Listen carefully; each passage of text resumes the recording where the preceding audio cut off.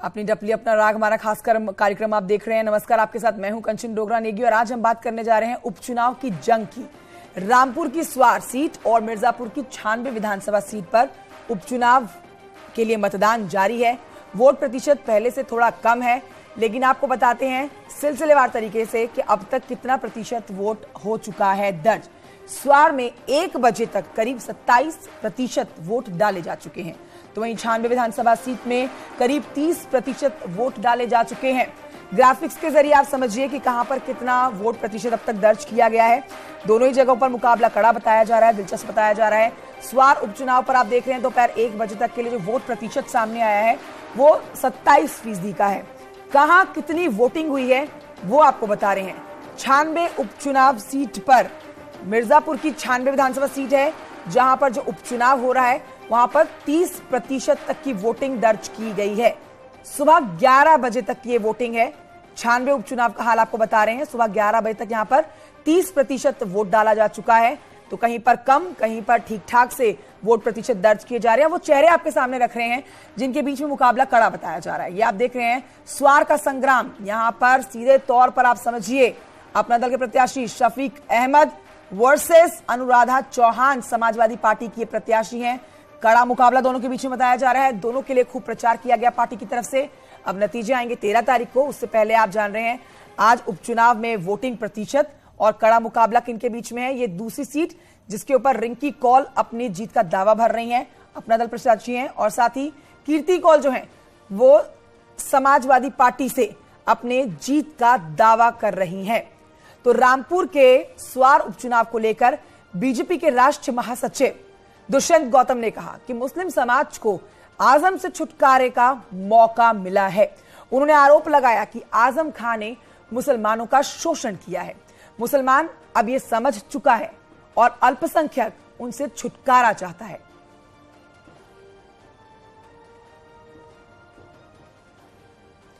तो देखिए, बड़ा स्टेटमेंट आपके सामने हम रख रहे हैं क्योंकि ये जंग बेहद महत्वपूर्ण मानी जा रही है।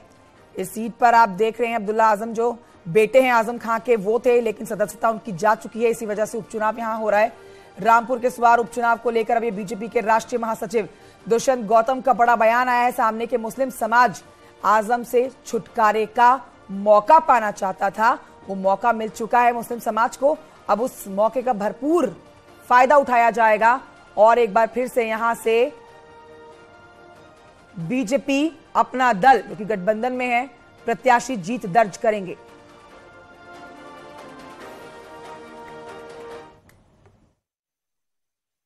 भी जान चुका है आपने जितना भी शोषण किया है वहाँ पे मुसलमानों का किया है, उनकी ज़मीनों को हड़पने का किया है, मुसलमानों को ही आपने जेल में भेजने का काम किया है। आज वहाँ के माइनॉरिटी के लोग भी अपने आप को सुरक्षित महसूस करते हैं और ऐसे व्यक्ति से हमें छुटकारा मिलने का उनको मौका मिल रहा है जो हमेशा उनका शोषण किया करता था। इसलिए भारतीय जनता पार्टी आत्मविश्वास से भरी हुई है और मुझे लगता है कि आजम खान को भी इसका मुँह खानी पड़ेगी। उसको मालूम पड़ेगा लोकतंत्र में खाली ये नहीं है कि आप गुंडागर्दी करेंगे, माफिया चलाएंगे तभी आप आगे बढ़ सकते हैं, आप सेवा करके भी आगे बढ़ सकते हैं। और आइए, हमारे साथ दोनों ही सीट से इस समय 2 सहयोगी जुड़ चुके हैं जो कि इस समय की लाइव अपडेट आप तक पहुंचाएंगे। रामपुर से, वहां की स्वार सीट से हमारे साथ अमनदीप हमारी सहयोगी मौजूद है। मिर्जापुर के 96 से हमारे साथ उपेंद्र द्विवेदी लाइव इस समय मौजूद हैं। अमनदीप के पास चलते हैं। अमनदीप, वोट प्रतिशत थोड़ा कम दर्ज किया जा रहा है पिछली बार की तुलना में, लेकिन अब देखिए जैसे जैसे समय आगे बढ़ेगा वैसे वैसे ये उम्मीद लगाई जा रही है कि लोग अपने घरों से बाहर निकलेंगे और आज के दिन का भरपूर इस्तेमाल करेंगे, क्योंकि मताधिकार का इस्तेमाल करना उनकी एक बड़ी जिम्मेदारी बन जाता है।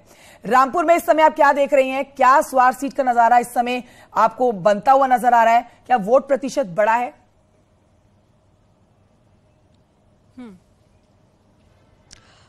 बिल्कुल कंचन, देखिए वोट प्रतिशत पहले के मुकाबले थोड़ा सा कम देखा जा रहा है, 27%। अभी तक 11 के बाद में जब 1 बजे का प्रतिशत सामने आया तो 27% वोटिंग हो चुकी है। लेकिन देखिए इसके पीछे दो बड़ी वजह निकलकर सामने आई है। पहला तो ये कि बाई इलेक्शन में अक्सर लोगों में उत्साह थोड़ा सा कम देखा जाता है, और दूसरी बड़ी वजह यह है कि तापमान बहुत ज्यादा है, यहाँ पर गर्मी बहुत ज्यादा है, और ये भी एक कारण बताया जा रहा है जिसके चलते लोग अपने घरों से निकलने से बचते नजर आ रहे हैं और उत्साह पहले के मुकाबले काफी ज्यादा कम है। कुछ लोग मेरे साथ में हैं, उनके साथ में बात कर लेते हैं। सर, वोट डालने के लिए आए, किन मुद्दों पर इलेक्शन में आप मतदान करने पहुंचे?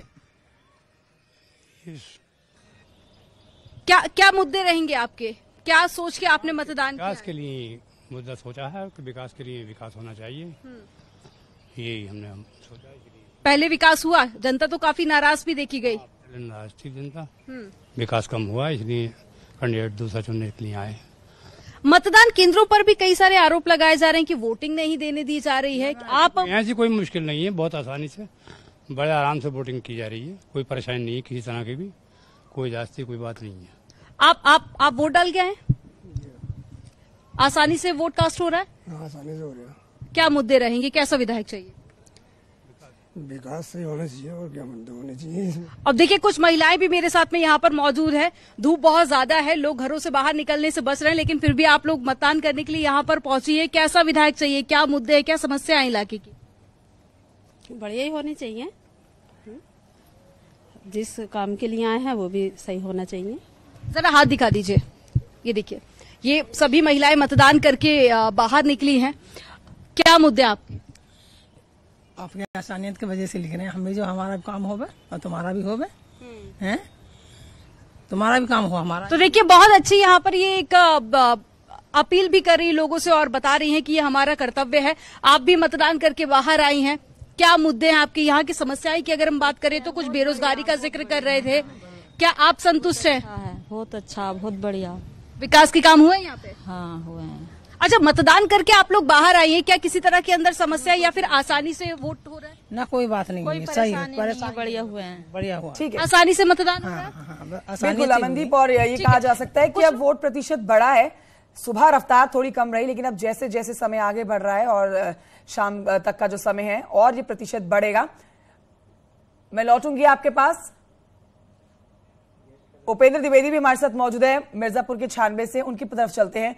उपेंद्र, वोट प्रतिशत कम रहा, लेकिन देखिए अभी जितने लोगों से बातचीत कर रही थी मेरी सहयोगी, उन सबने विकास का मुद्दा लिया है। यानी कि बीजेपी का मुद्दा है ये, बीजेपी का नारा है ये विकास का। और अब इस तरफ भी यही चर्चा हो रही है, स्वार में भी यही चर्चा हो रही है। मिर्जापुर में क्या मुद्दे थे 96 पर लोगों के, जिनको लेकर वो वोट डालने आए थे? क्योंकि वोट प्रतिशत यहां पर भी कम देखा गया है। क्या मुद्दे और कितना वोट प्रतिशत बढ़ा है, इस पर डिटेल दे दीजिए।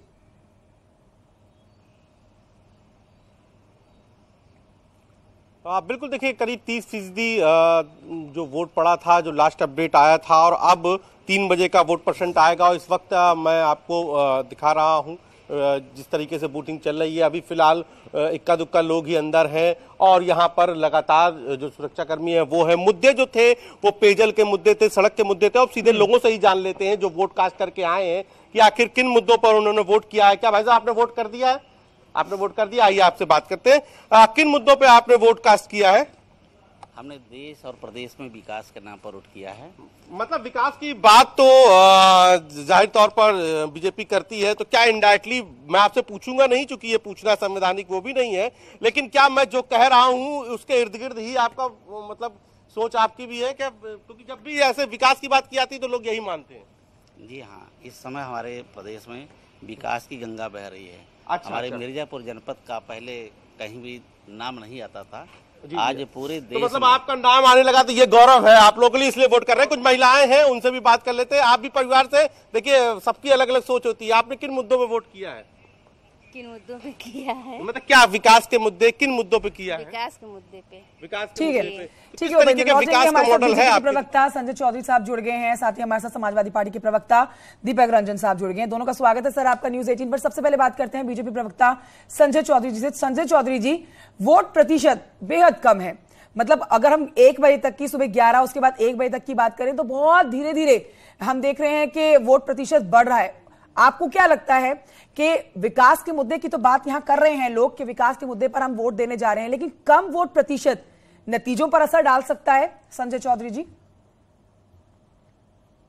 देखिए, इस बार के उपचुनाव के मौके पर और नगरीय स्थानीय निकाय के मौके पर उत्तर प्रदेश के अंदर जो बड़े राजनीतिक दल हैं, तो भारतीय जनता पार्टी को छोड़कर, चाहे वो राष्ट्रीय दल कांग्रेस हो, बसपा हो, आम आदमी पार्टी हो या क्षेत्रीय दल समाजवादी पार्टी हो, इनके जो बड़े नेता हैं वो चुनाव प्रचार करने के लिए जनता के बीच में नहीं गए हैं। तो मुझे लगता है कि उनके कार्यकर्ता भी, उनके कैडर भी, उनके समर्थक भी और उनके मतदाता भी, उनमें उदासीनता है। इस कारण निश्चित रूप से वोटिंग परसेंटेज थोड़ा कम है। लेकिन जो जिस तरह से विकास की बात हो रही है, जिस तरह से आगे बढ़ते हुए उत्तर प्रदेश की बात हो रही है, और जिस तरह से माननीय योगी आदित्यनाथ जी, दोनों हमारे उप मुख्यमंत्री, हमारे संगठन के अध्यक्ष, पूरे का पूरा मंत्रिमंडल जिस प्रकार से जनता के बीच में जा रहा है, तो भारतीय जनता पार्टी के समर्थक मतदाता बहुत तेजी के साथ, बहुत अच्छी संख्या में निकल रहे हैं। और मैं समझता हूं कि इन दोनों विधानसभा के उपचुनाव में भारतीय जनता पार्टी बड़ी जीत के साथ एक बार फिर से जनता का विश्वास हासिल कर रही है। ठीक है सर, लौटती हूँ संजय चौधरी जी। हमारे साथ दीपक रंजन जी भी मौजूद है, समाजवादी पार्टी के प्रवक्ता। जल्दी से उनसे भी एक रिएक्शन ले लेते हैं। जिस तरह से वोट प्रतिशत में रफ्तार नहीं देखी जा रही है, दीपक रंजन जी, वोट प्रतिशत बहुत धीमी गति से आगे बढ़ रहा है, लेकिन एक बात और है कि देखिए, हमने जितने भी लोगों से बात की, अभी जितने भी लोगों का हम लोगों ने यहाँ पर बातचीत सुनाई अपने दर्शकों को, वो सब विकास के मुद्दे की बात कर रहे हैं।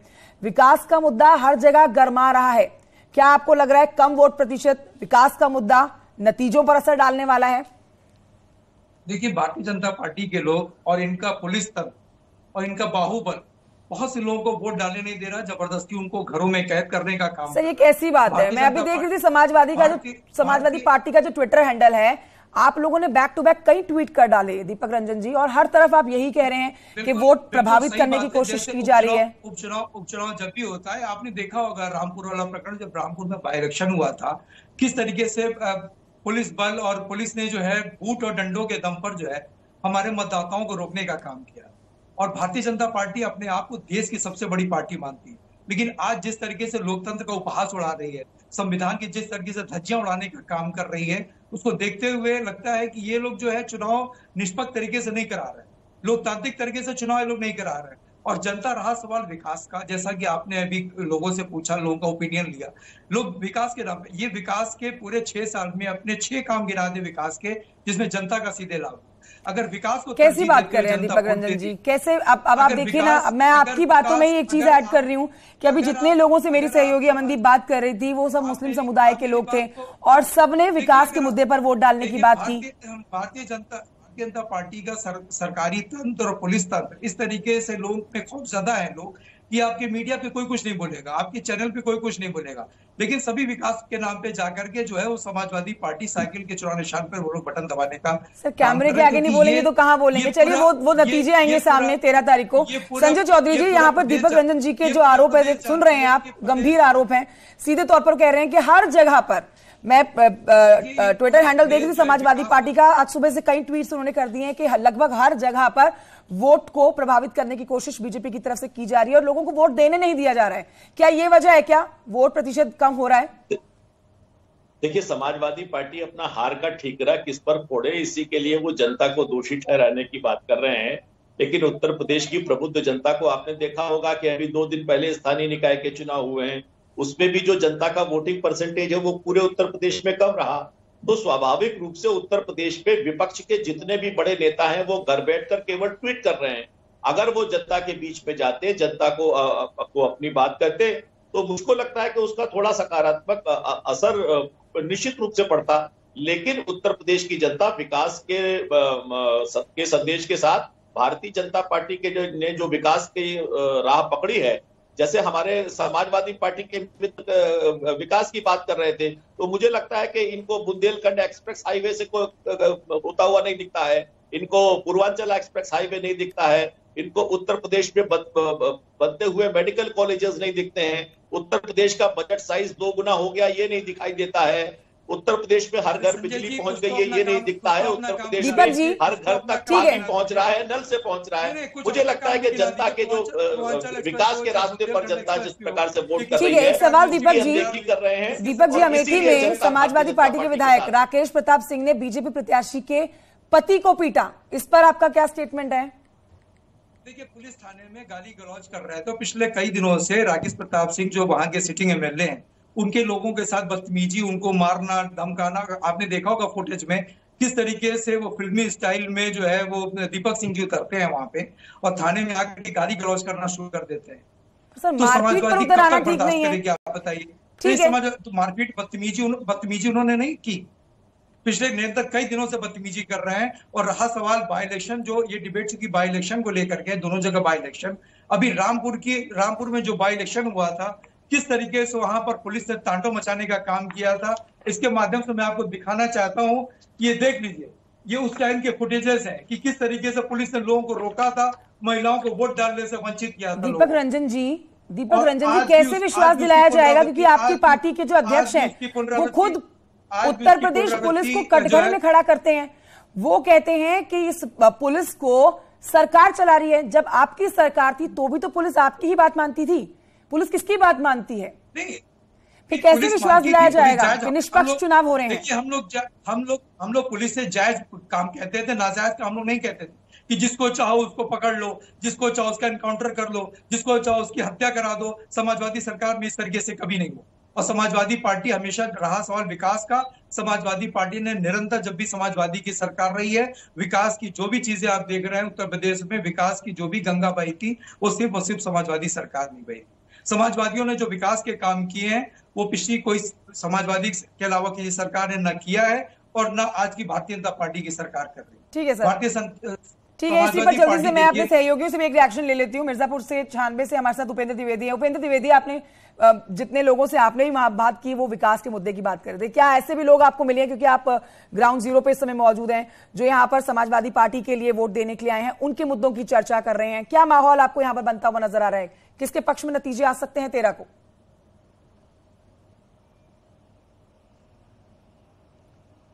देखिए, फिलहाल अभी ये कह पाना मुश्किल है, लेकिन हाँ, ये एक बात अब साफ तौर पर अब तक के वोटिंग उससे समझ में आ गई है कि अब जो भी मुकाबला है समाजवादी पार्टी और अपना दल यानी कि भाजपा, क्योंकि यहाँ पर साख भाजपा की लगी है, तो ऐसे में अपना दल और समाजवादी पार्टी के बीच में मुकाबला है। पेयजल और कुछ समस्याएं हैं जिनको लेकर भी जो वोटर्स हैं वो कह रहे थे, लेकिन मूलतः जो लड़ाई है वो जातीय समीकरण पे उलझी है। कोल, चूंकि यहाँ पर जनजाति बड़ी जनजाति है और जिसका करीबन 60,000 वोट है, इसलिए दोनों ही लोगों ने कोल जो प्रत्याशी है उनको ही मैदान में उतारा है। अपना दल ने खुद जो दिवंगत विधायक है उनकी पत्नी को उतारा है, तो समाजवादी पार्टी ने भी कीर्ति कोल को उतारा है। लेकिन उसके साथ जो जातीय समीकरण बन रहा है उसी पे पूरा चुनाव इर्द गिर्द पूरा घूमता हुआ नजर आ रहा है। हालांकि जो विधायक थे राहुल कोल, उनकी खत्म होने के बाद उनकी सिंपैथी का भी यहाँ पर साफ तौर पर और जातीय समीकरण को देखते हुए ही इस तरह के कैंडिडेट्स भी मैदान में उतारे गए हैं। जल्दी से चलते हैं अमनदीप के पास, एक जल्दी से रिएक्शन उनसे ले लेते हैं। अमनदीप, आप इस समय किस पोलिंग बूथ पर मौजूद हैं, और जितने लोगों से आप भी वहां बात कर रही थी, चाहे वो महिला हो चाहे पुरुषों, सब विकास के मुद्दे की बात कर रहे थे। क्या लगता है आपको शाम तक वोट प्रतिशत बढ़ेगा? अभी भी वहां पर लोग जो हैं वो बढ़ते हुए, उनकी संख्या में बढ़ोतरी होती हुई आप नजर आ रही है आपको? अमनदीप,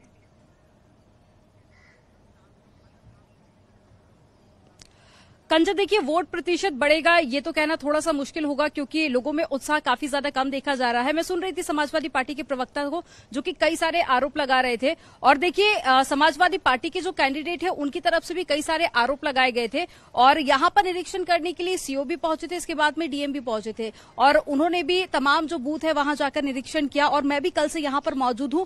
इस तरह के जो आरोप लगाए जा रहे हैं, ना तो कोई एविडेंस अभी तक पेश किया गया, और साथ ही जब मेरी जनता से भी बात हुई तो अभी मैं उनसे भी पूछ रही थी कि अंदर क्या वोट कास्ट करने को आपको रोका जा रहा है या फिर किसी तरह की दिक्कत हो रही है, तो सबका कहना है कि आसानी से वोट कास्ट हो रहा है और किसी को रोका नहीं जा रहा है। लेकिन देखिए, आरोप तो कई सारे लगाए जा रहे हैं, लेकिन उनका आधार अभी तक कुछ भी नहीं दिख रहा। लेकिन हाँ, डीएम की तरफ से ये बात कही गई है कि पूरे मामले को लेकर जांच की जाएगी, अगर कोई दोषी पाया जाता है तो उसके खिलाफ एक्शन भी लिया जाएगा। तो डीएम तक बात पहुंच चुकी है। समाजवादी पार्टी के आरोप बीजेपी पर गंभीर, लेकिन ग्राउंड जीरो पर हमारे जो संवाददाता मौजूद है वो कुछ और ही बातें सामने रख रहे हैं।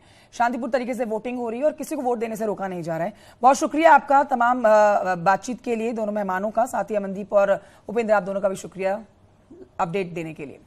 और आइए आगे बढ़ते आपको बताते हैं कि अखिलेश यादव का शाइस्ता परवीन पर एक बहुत बड़ा बयान सामने आया है।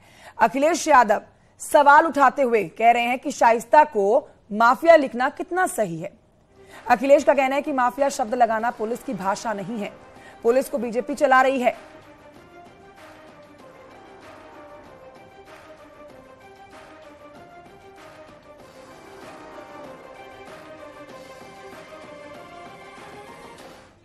शाइस्ता को माफिया कह दिया पुलिस ने अपनी। देखिए, ये पुलिस को चला रहे हैं मुख्यमंत्री जी, पुलिस को चला रही है बीजेपी। ये पुलिस की भाषा नहीं है, ये बीजेपी की भाषा है। एक महिला को इस तरह कहना ये बीजेपी की भाषा है, मुख्यमंत्री की भाषा है और ये नफरत से चुनाव जीतना चाहते हैं। समाज को बांट के चुनाव लड़ रहे हैं। आप तो बजरंग और यहाँ एक छोटे से ब्रेक के लिए रुकना होगा, कहीं मत जाइए, जल्द लौट रहे हैं।